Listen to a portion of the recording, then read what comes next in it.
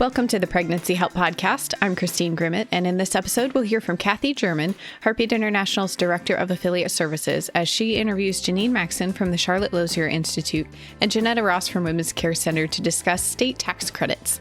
Tax season is upon us, so we all have that on the brain, and they're going to present some opportunities that certain states offer for donors that we want you to be aware of that your pregnancy help organization can take advantage of. If you're actively involved in pregnancy help, I'm sure you've realized that there are so many topics within this ministry that need to be addressed, and training on these topics is crucial.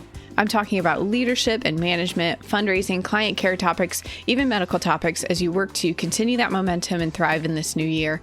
Heartbeat International is gearing up for our annual conference, which features so many training opportunities on all of these topics with both in-person and online options. Visit heartbeatservices.org to learn how you can join us April 30th through May 2nd in Birmingham, Alabama, or online. Kathy, thank you so much for being here. I'll turn things over to you. Thank you, Christine. I'm so excited to be here today.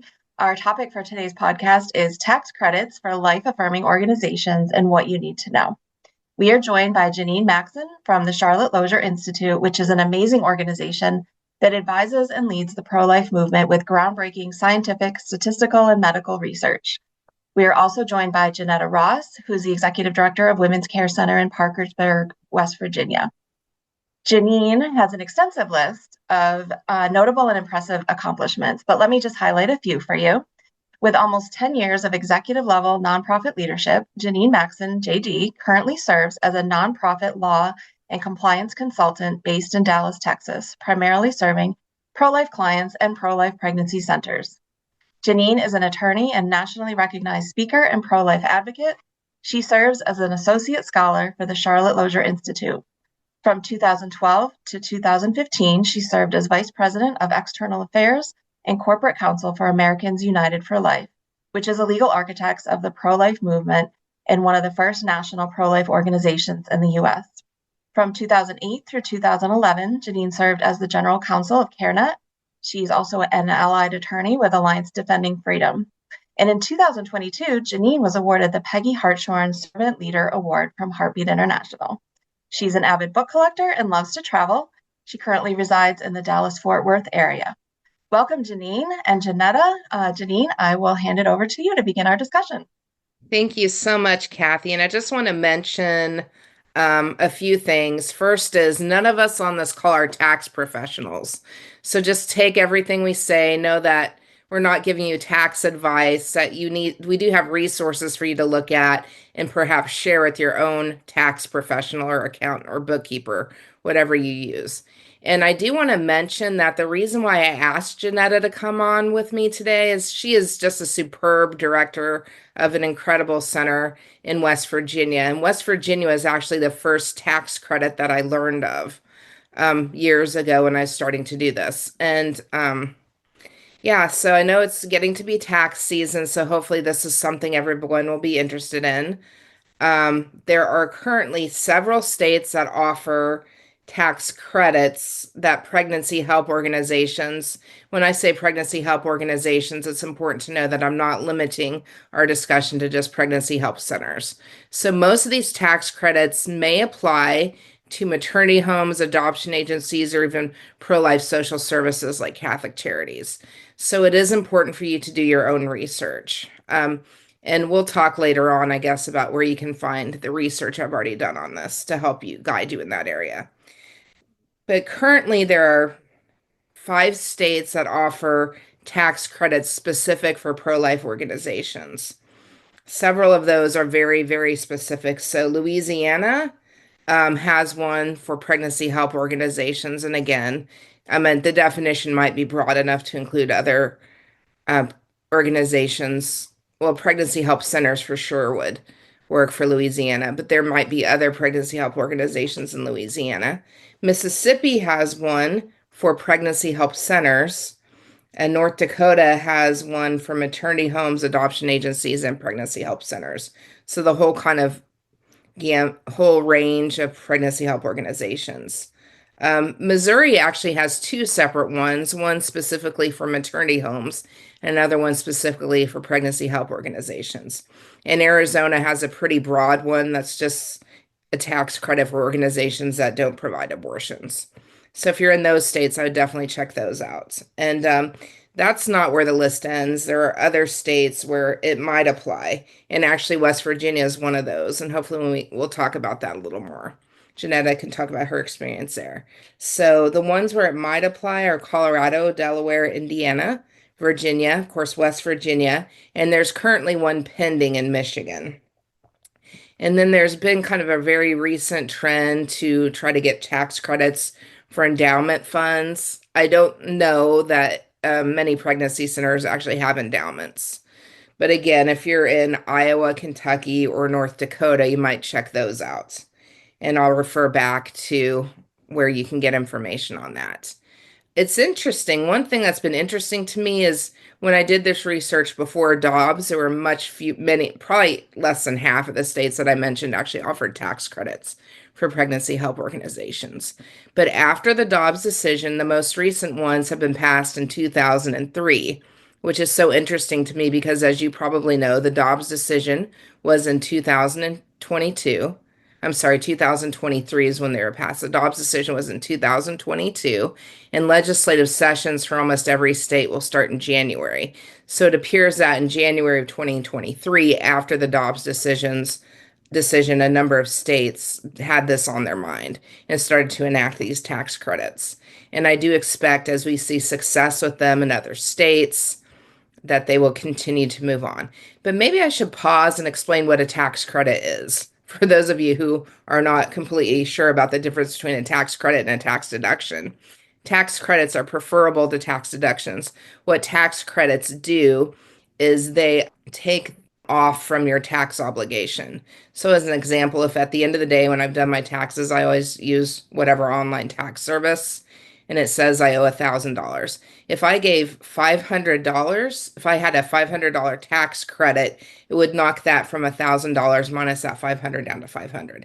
Tax deductions, on the other hand, come off before your tax obligation. They just reduce your taxable income. So let's just hypothetically say someone making 50 grand a year very generously gave $5,000 in donations. Then at the end of the day, if their taxable income was 50,000, that would be reduced by 5,000, reducing their taxable income to 45,000.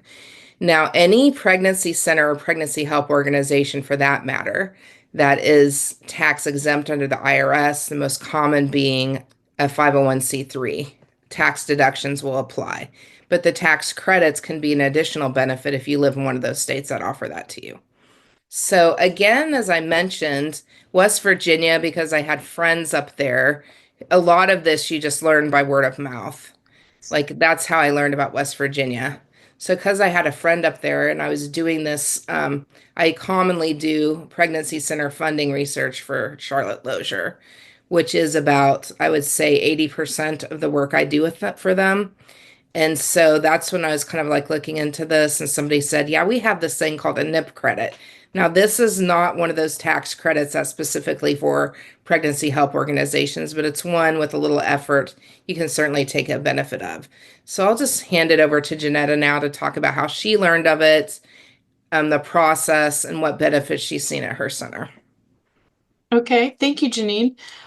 So in West Virginia, it's called the West Virginia NIP, or Neighborhood Investment Program. And it's actually been around for a very long time, 29 years in West Virginia. So it's a very, very old program. It was first started in 1997, and Women's Care Center became involved in it a long time ago, too. The first time that we received tax credits for our donors was in the year 2000. So we've been involved in it for many years. I can't tell you that we've consistently had it every year, but I think we have the majority of those years have actually had these tax credits available. So it's been very valuable to us. Our donors benefit because when they give a donation, they're getting this tax credit toward their obligation. And we let them know about it in a lot of different ways. And because we've had it for such a long time, it's actually become a part of the fabric of what we do. We even have donors that sort of ask about it every year. They make a large contribution for, say, one of our fundraising events, and they want to know, if they make this contribution, do we have any credits left, and how many did we get this year? And so a lot of our donors know about it. Now, it was originally put in place to help neighborhood organizations, community organizations, nonprofits provide the types of services that they need to in their communities. And so because of that, they have an emphasis in wanting to try to get new donors into the nonprofit. And so that is like one of our goals with our tax credit program. And it's interesting, when I was here at Women's Care Center before as the development director, I actually had a call from a wealth management advisor, and they were asking if we had any credits left for one of their customers.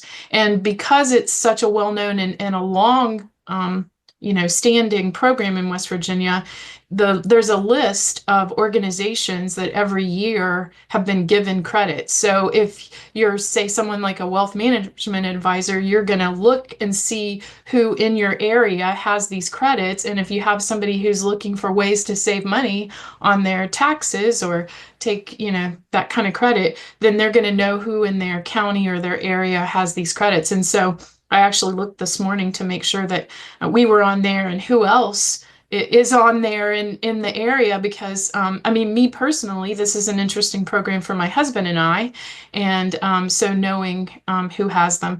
I did notice that there's another pregnancy center in Charleston, West Virginia that got some credits also for it. So Jeanetta, could I Yeah. just interrupt for 1 second? So I just Yeah. had a question. You said they'll ask you, do you have any credits left? So how are those credits assigned? Like, is there an application process, or does the sender automatically get credits, and is it based on your annual budget? Like, how does the credit part work? So that's a really good question. And in West Virginia, the way that this program works is every year you apply for the credits with a program that your organization is going to provide. And the emphasis is in West Virginia is for emergency assistance and direct needs in the community. And so those two things being the pillar of how you build your program, you're given a certain amount of dollars that represent credits to your donors. So let's say I got $25,000, right? Then that actually represents $50,000 worth of donations that come into the organization. So I'm giving, if somebody gives me $1,000 donation, I can give them $500 tax credit. So whatever I got, right, it's double that is the amount of donations that's going to come in for those credits. Does that make sense? So if I'm given $25,000 worth of credits, that represents $50,000 worth of donations that can come into my organization for a particular project that I have described to the state of West Virginia that I'll be using these funds for. And so what happens is, like I said, because this program has been around in our organization for a very long time, we have donors that have been with us for many, many years, and they know that this is something I apply for every year, and they will just check in and say, hey, I'm planning on giving a donation at this event, and I'm wondering, will I be able to get these tax credits, NIP tax credits for this donation if I make it at this particular time, or do you have any left? And that's because every time I give out, if somebody makes $1,000 donation to me and I give them $500, I have to take that off of the $25,000 that I was given, right? Because that's how much I have left. I have a bank of credits that I can give. And so that's how that works. So Jeanetta, could you please just walk us through a little bit more of what the application for the tax credit in West Virginia actually looks like? Okay.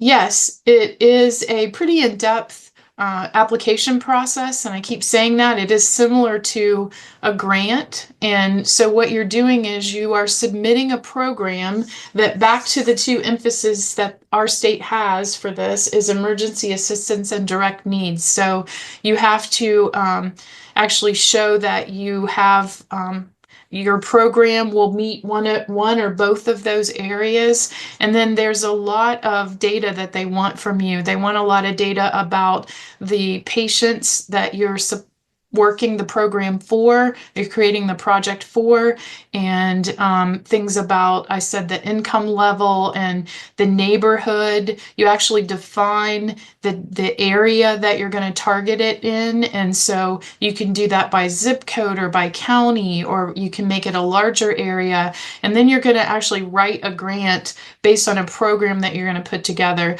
Traditionally, here at Women's Care Center, we've done either one of two areas. We've used our parenting type programs. It's called Sweet Blessings here. It's a mentoring program and baby supply program. And so we've used that area, and we've proposed that as providing direct needs resources for our mothers. Or this last year and a few years, we've used like an STD program.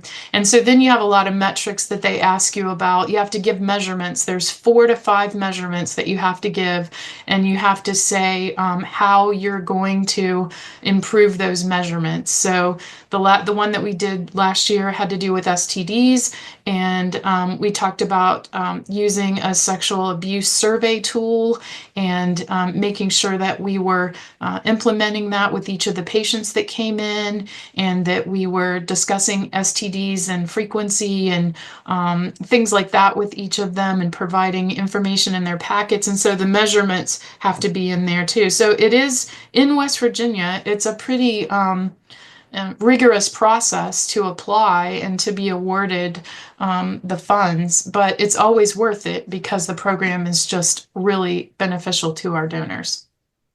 Jeanetta, you explained that very well, but I'm just going to jump in and say every state is different.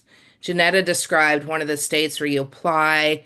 So many states, like West Virginia, where Jeanetta's at, will say, okay, we have an allocation of whatever amounts. Like, so let's just say, hypothetically, it's $3 million.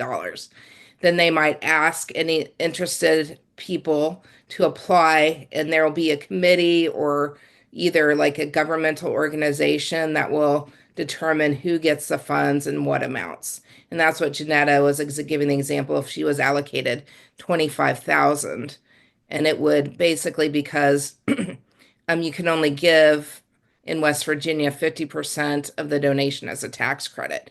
That 25,000 would double to 50,000 rather donations.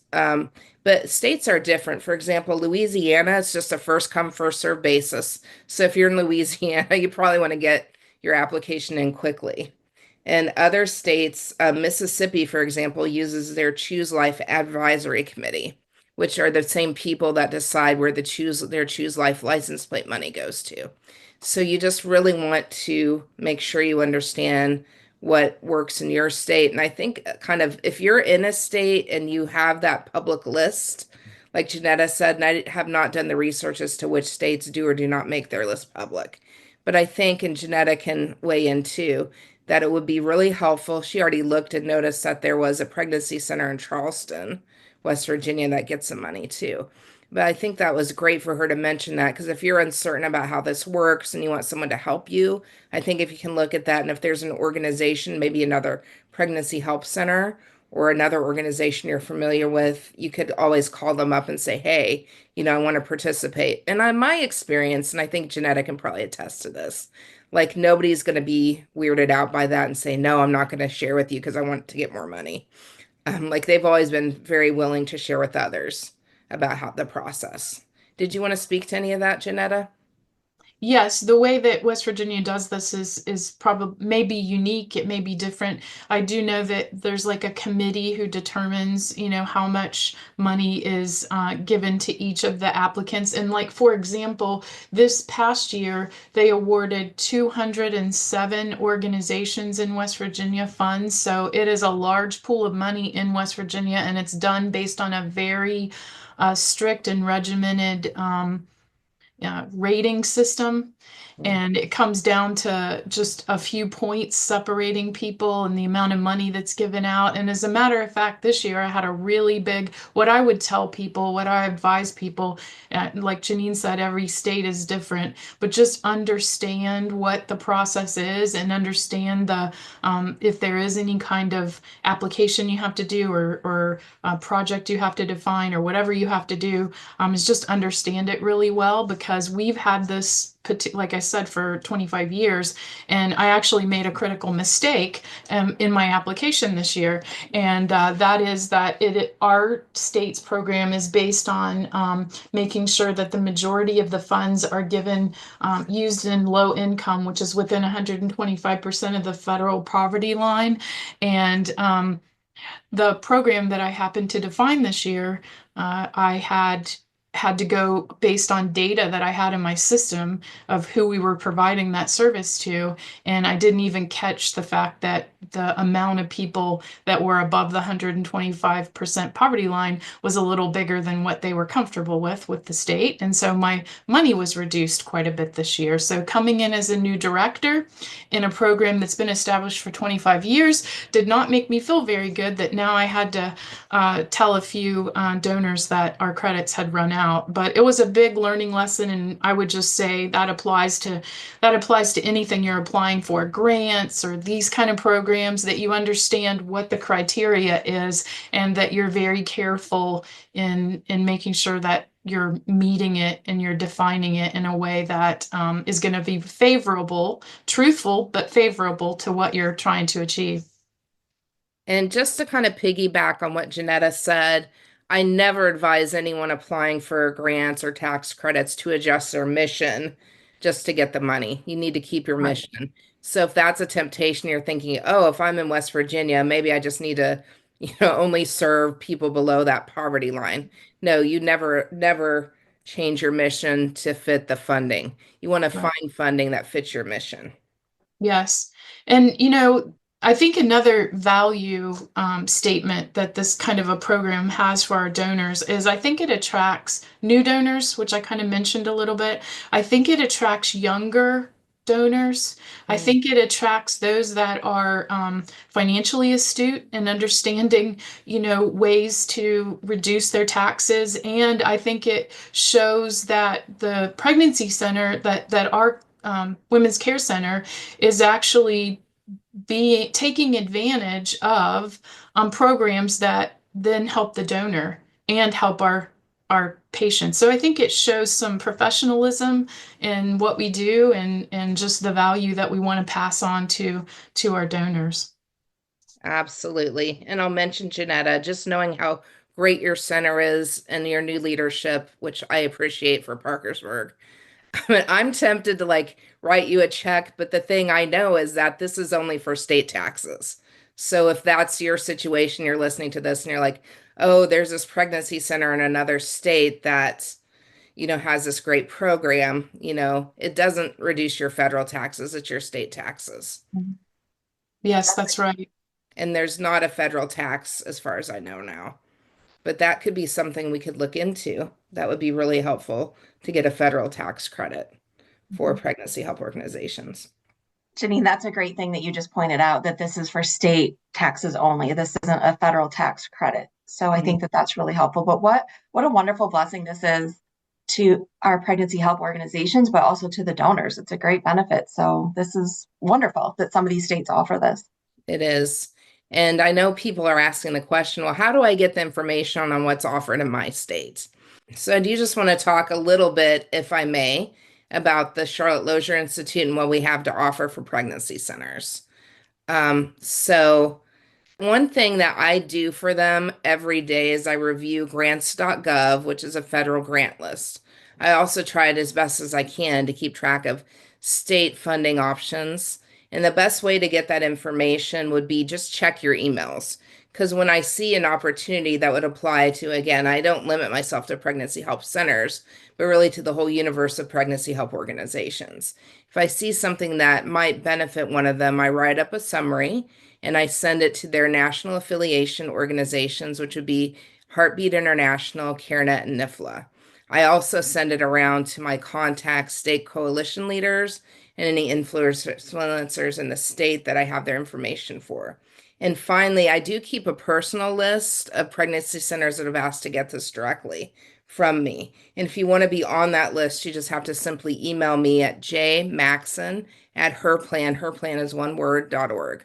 Repeating it, jmaxon at herplan.org. And I will, with your permission, add you to that list. I don't email it out a lot, just when there's an opportunity. And then just to talk generally about the Lozier Institute, we have so many resources for pregnancy centers that are free of charge. You just go to our website. You can Google Charlotte Lozier. The website is lozier.org. But if you can't remember that, you just Google the Charlotte Lozier Institute. On our front page, you'll see a register button, and if you register, you'll be able to set up a password that'll give you access to our library, and you'll see the button for our library on that homepage too, and that will prompt you to log in once you've registered.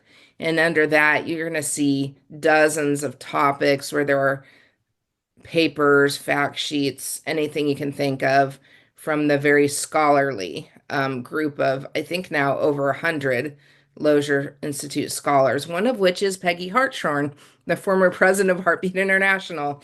So it's really cool to kind of go there. So also on that homepage, there's an initiatives button that you're going to see. And underneath that, I do want to highlight something that says pregnancy center reports, because we do a report on pregnancy centers every other year that provides statistics and stories. And a lot of people think that's helpful. Within that tab too, you're going to see if your state has had what we call a state impact report, which is something that we have been partnering with the national affiliation organizations to do. Some of them are back to 2019 data. We've been trying to work up the more recent ones with the 2022 data. So if there's one available, you'll see it under there. And then there's also just some resources that I think may be helpful for centers in working with clients. There's another tab on the homepage that says Voyage of Life, which takes you through a week by week fetal development with resources and everything. And I thought, I do have some experience as a child growing up as a daughter of a pregnancy center director. And I thought, yeah, if I was, counseling a woman who didn't know a lot about fetal development, that would be a really great, nothing's graphic, it's just images, really great tool for them. And then finally, there is a search function where you can go in if it's too hard or this is too complicating, just hit search. You scroll down a little bit, you'll see it, and you can put in whatever search term you're looking for, tax credits, funding. I just played with it today and just put in pregnancy centers, and there were 90 pages of results. So Lozier does a lot of work to try to help out pregnancy centers because we appreciate the work that pregnancy help organizations do. We want you to be successful and to support you however we can. So just to kind of wrap up, if there's any feedback that you would have for the Lozier Institute, you can certainly email me and I'll get that to them. And Jeanetta, is there anything else you would like to add? I guess one thing I do want to say that, across the board, I kind of mentioned some areas where donations have come in for the program, for the tax credits, but really it's been over the years and the years that I was here before as a development director, there were a lot of new donations that came in because of it. People find out about it through newsletters that we write about, through our website, through other donors. One donor will tell another donor, hey, I got this tax credit last year when I gave a big donation. And so they talk to each other about things like that. And so over the years, I've actually had donations come in from people that it was their very first donation and they didn't even know a lot about the pregnancy organization at all. And they may not have even thought about giving to a pro-life organization to start with. They were really looking for the tax credit to start with. But then when they learn about your ministry and about what we do in the community, then they're just, really gracious to give and get the tax credit. So it has brought a lot of new donors in, and I really didn't say a lot about that. But and as we're thinking and talking about things, I'm kind of remembering phone calls I got and situations that have happened over the years. So we're really grateful for it. We're really grateful for West Virginia. Every year we are looking to make sure it's been continued with funding, and it's just a very important program to our center. Jeanette, I love what you just said about it bringing in new donors, that maybe people that didn't really know anything about what you do, but wanted the tax credit. And so what a great opportunity it is for you to be able to educate them and make them aware of all the great services that you offer, and invite them to your annual banquet or fundraiser and really get them involved. And who knows, maybe some of them, have turned into volunteers or, just advocates or ambassadors in the community to tell others about what you do. So I think that that's wonderful. And Jeanneane, what I wanted to say about Charlotte Lozier too is I've had some exposure to them through the years, because before I joined the Heartbeat team, I was an executive director of a pregnancy center and adoption agency in Syracuse, New York. And I'm also the president of the New York State Coalition for Life. So in that role, especially really that pregnancy center survey is so important. And I know that as the coalition leader, I get all those emails to really help, Charlotte Lozier really wants us to promote to pregnancy centers the importance of doing that survey. And it is so important. And I know like at Heartbeat, we're obviously pushing it too. And then state coalition leaders as well, because it's so important that our data and our impact and those stories are reported so that we can share them with donors, supporters, with legislators, with, everyone in our community. So I really, really appreciate that pregnancy center report. And then also you mentioned the state impact reports. And again, being in New York, I think being a tough state politically, for the past couple cycles, you've created the New York State Impact Report. And again, that has been super helpful for us as a coalition, just to have that state specific information that we can share. So I've totally appreciated that. And another thing I just wanted to mention too is this past November at our state conference, we had it in Albany this year, and Dr. David Prentice was one of our keynotes and a workshop presenter. And he also, I think, is a scholar or at least a contributor for Charlotte Lozier. And he was just phenomenal. We got such incredible feedback from our attendees about him. So I just so appreciate the work that Charlotte Lozier does for pregnancy centers and all that both of you do to champion life every single day. So we're just super grateful for both of you. Thank you, Kathy. And I'll just mention Heartbeat International has been a tremendous partner with us, tremendous partner in getting that survey accomplished. It really is a team effort. And with the state impact reports too. And I appreciate your service, Kathy, as a coalition leader for New York State. And coalition leaders are so important too in this process. And just a final mention, it's so timely that you brought this up, because you probably know, Kathy, the request to fill out the survey for the next report is going to be coming out imminently. Yep. So be checking your emails. And if you've missed it, connect with Heartbeat or your state coalition leader to get that information. Yes, very good point. So thank you, Jeanneane and Jeanetta, again, for being here today and for sharing this valuable information, and also for just taking the time to share with our audience today. And again, we just thank you both for all the great work that you do and for your organizations and what you do to champion life. So thank you. And Christine, I will turn it back over to you. Thank you, Kathy, Jeanneane, and Jeanetta. For more information, check out the show notes and subscribe so that you can stay tuned for our future episodes highlighting so many valuable topics affecting the pregnancy help movement. Have a blessed rest of your day, and thanks for listening to this episode of the Pregnancy Help Podcast.